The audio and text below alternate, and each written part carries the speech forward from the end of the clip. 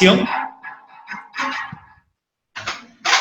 Ok. Muy bien, bienvenidos a un taller más de Contas Corp.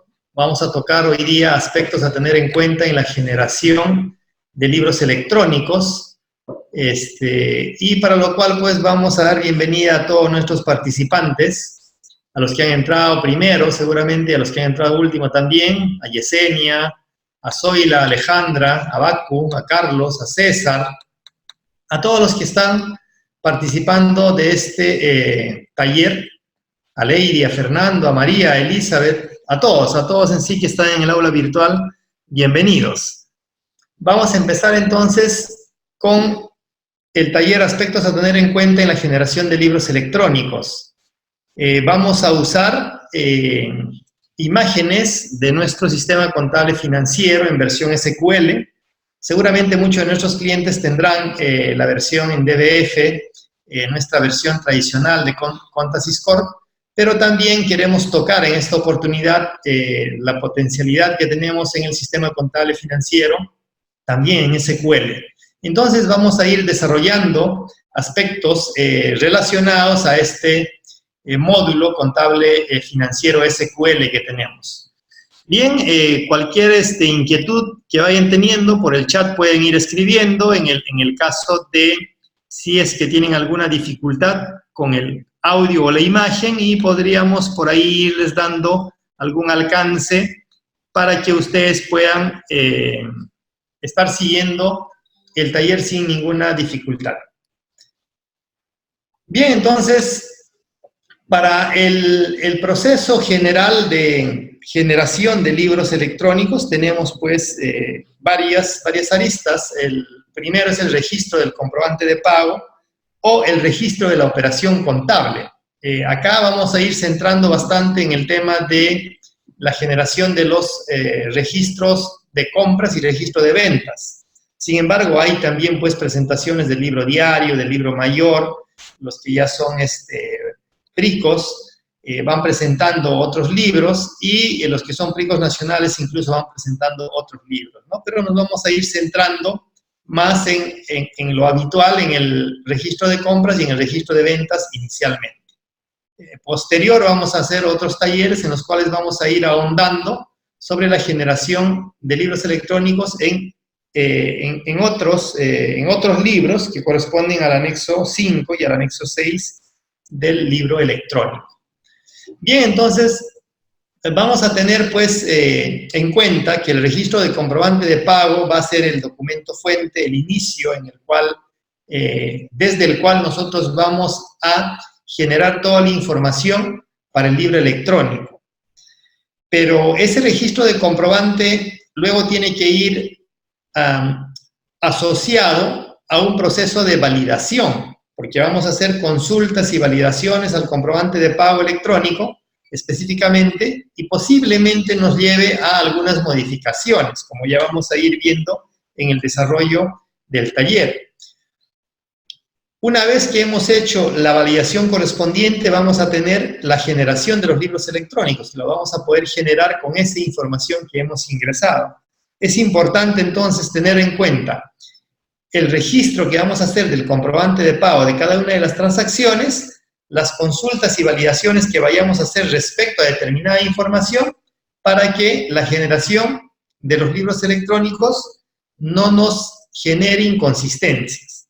El resultado final de obtener el libro electrónico no debería generarnos inconsistencias, y así podríamos lograr nosotros un óptimo cumplimiento tributario, ¿no? Entonces, bajo este proceso general, vamos a ver pues cómo vamos desarrollando cada punto de ingreso de información a nuestro sistema contable. El primer punto que vamos a ver entonces es el tratamiento de las entidades, ¿no? Si bien es cierto, en el sistema contable vamos a ingresar todas las operaciones, pero un punto bastante importante es el tratamiento de los clientes o proveedores que vamos a ir registrando en nuestro sistema contable. Entonces, por ejemplo, acá vamos a ver el correcto llenado de entidades cuando es una persona jurídica, ¿no? Cuando es una persona jurídica, hay que tener en cuenta que la persona jurídica, su tipo de documento va a ser RUC, ¿no? El Registro Único de Contribuyentes. Tengo ahí la opción de consulta SUNAT. Cuando ingreso al RUC del contribuyente, yo inmediatamente puedo ir a consulta SUNAT y descargar todo lo que en SUNAT está registrado, y automáticamente me devolvería los datos de la persona jurídica que estoy inscribiendo en ese momento en el sistema, ¿no? Es importante, entonces, que nosotros, bajo esta consulta SUNAT, obtengamos la información del cliente, porque es la más precisa, del cliente, del proveedor o de la entidad que estoy registrando, porque es la más precisa. Tener en cuenta también que ese código tipo de documento 6 tiene que tener el RUC con los 11 dígitos. Con mayor razón, entonces, yo debería utilizar el botón Consulta SUNAT para que extraigo de SUNAT la información correspondiente al RUC que yo estoy utilizando en ese momento.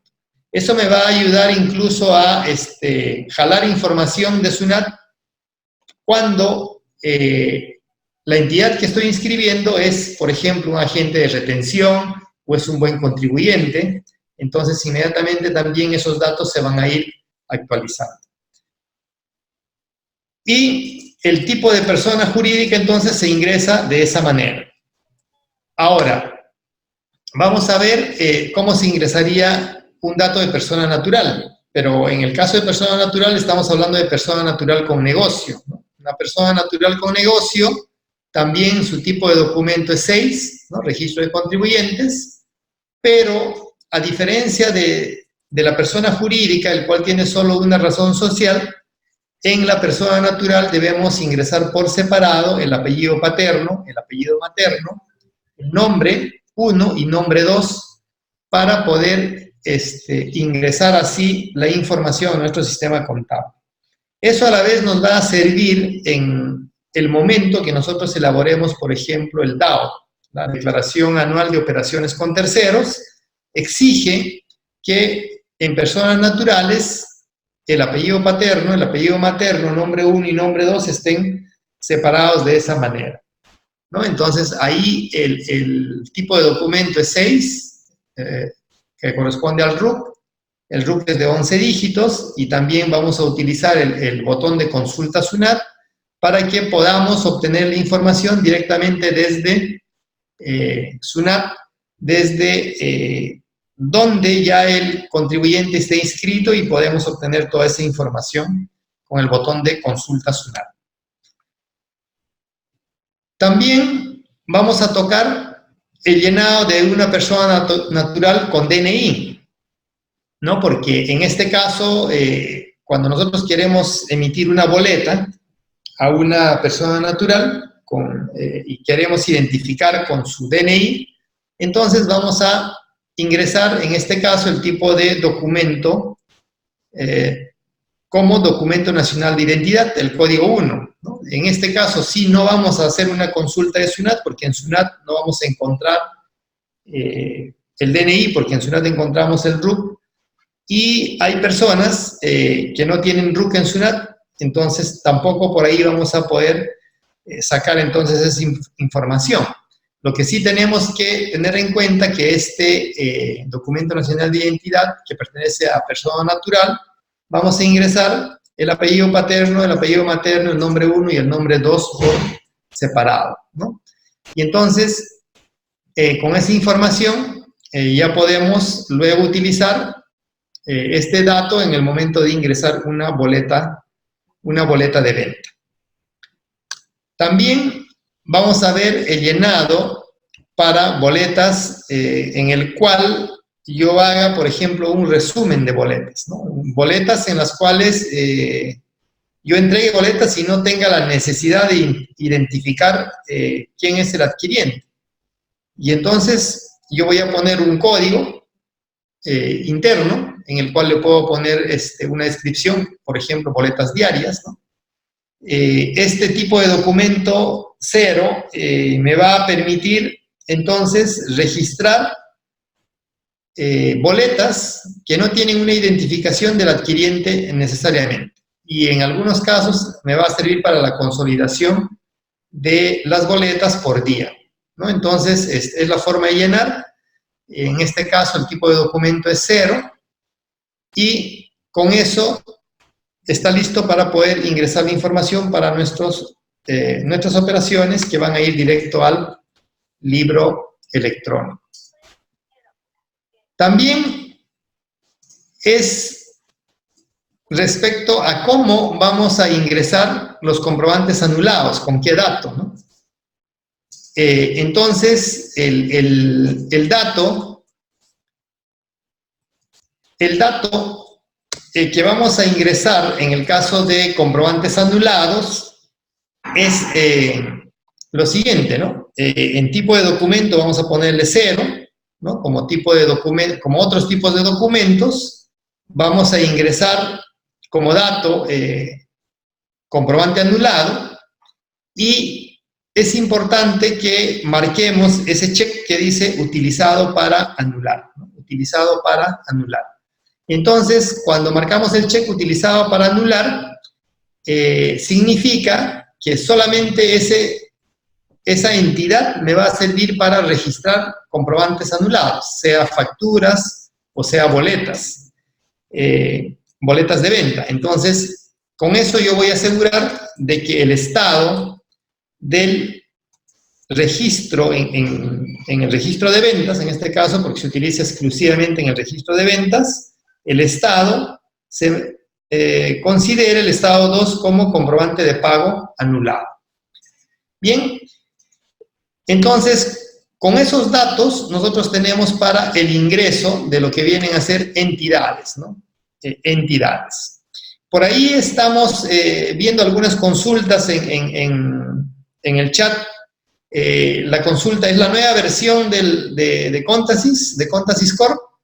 En este caso, y lo dije al inicio, nuevamente lo repito, esta es la versión contable financiero SQL, ¿no? Entonces, tenemos nuestro sistema contable, tenemos dos versiones en la actualidad, ¿no? Tenemos la versión desktop en DBF, que es la mayoría de los clientes lo tienen, y esta es la versión SQL. Lo vamos a diferenciar porque en el panel de control que tenemos en una versión, seguramente en la versión que muchos de ustedes tienen, está en el centro completamente, y en esta versión SQL el panel es como el que estamos viendo acá, al lado izquierdo, en dos columnas está el panel de las opciones de acceso que tenemos a nuestro sistema, ¿no? a las opciones de nuestro sistema.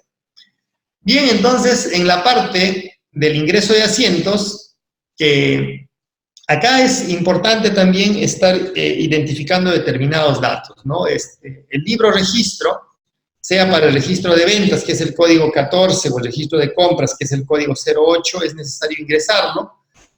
Utilizamos luego esa información para la generación de los libros electrónicos y para la generación en sí de libros contables, y no deberían pasar desapercibidos, ¿no? En algunos casos, si bien es cierto, el sistema te puede dejar ingresar sin ese dato, pero es necesario que nosotros identifiquemos bien a qué tipo de libro pertenece la operación que estamos registrando. Entonces, es un dato importante que tenemos que registrar al momento de un ingreso de asientos. Entonces, este registro contable que nosotros hacemos vía el ingreso de asientos, acá también algunos verán una pantalla diferente, es lo más seguro. Algunos estarán viendo una pantalla completamente diferente a lo que estamos acostumbrados a nuestro sistema, ¿no? Repito, esta versión SQL tiene mejoras. Ahí vamos a ver algunas diferencias que van a ir saltando a la vista. Esta versión SQL, si ven esta pantalla de ingreso, tiene 5 columnas, y nuestro tradicional sistema contable tiene 2 columnas, ¿no? El debe y el haber, en la parte de montos, ¿no? en esta versión SQL tenemos el debe, el haber en soles, el tipo de cambio, el debe, el haber en dólares, ¿no? Entonces, el tipo de cambio está, en este caso, identificándose ítem por ítem, es decir, cuenta por cuenta. De tal forma que yo a una de las cuentas le puedo cambiar el tipo de cambio y el sistema se va a comportar en una diferencia de cambio del asiento contable de forma inmediata. Pero bueno, esos son otros aspectos que seguramente vamos a tener más tiempo de detallarlos, ¿no? En esta versión SQL que Contasys Corp tiene y en el cual ahora estamos explicando en la generación de libros electrónicos. La similitud de datos que estamos explicando sirve para ambos casos, para ambos sistemas. Entonces, nosotros cuando ingresamos una operación, ingresamos las cuentas contables, ingresamos los datos de las cuentas contables. Cada vez que nosotros vamos ingresando información, nos va pidiendo, por ejemplo, el documento, la serie, el número, el RUC, nos va pidiendo la fecha de emisión. Esos datos son importantes para la generación de libros electrónicos y obedecen al plan de cuentas que en ese momento estamos utilizando, porque dentro de nuestro plan de cuentas es digamos, la columna vertebral de nuestra contabilidad. Nuestro plan de cuentas tiene que estar bien diseñado, bien elaborado, para que en libros electrónicos y en el ingreso de la información que hagamos no nos genere ninguna inconsistencia. Entonces, estos datos son importantes. En algunos casos son ingresados manualmente, en otros casos son ingresados vía importación, en otros casos son exportados directamente desde el XML, pero de alguna forma nosotros estamos ingresando esta información, y la cual después es necesario validarla. Cuando estamos generando libros electrónicos, estamos generando información para SUNAT y estamos alimentando a la base de datos de SUNAT con nuestra información. Esa información, por consiguiente, tiene que estar bien ingresada, tiene que estar validada antes de la generación del libro electrónico, porque una vez que llegó a SUNAT, SUNAT con esa información trabaja y finalmente puede detectar inconsistencias. Ahora vamos a ver más o menos por qué hacemos hincapié a este tema del registro de la información, porque se va a convertir, pues, si no, en una contingencia. Entonces, este ingreso de información nos va a ayudar a la generación de libros electrónicos y nosotros, entonces, debemos estar seguros de que la información que estamos ingresando es la correcta.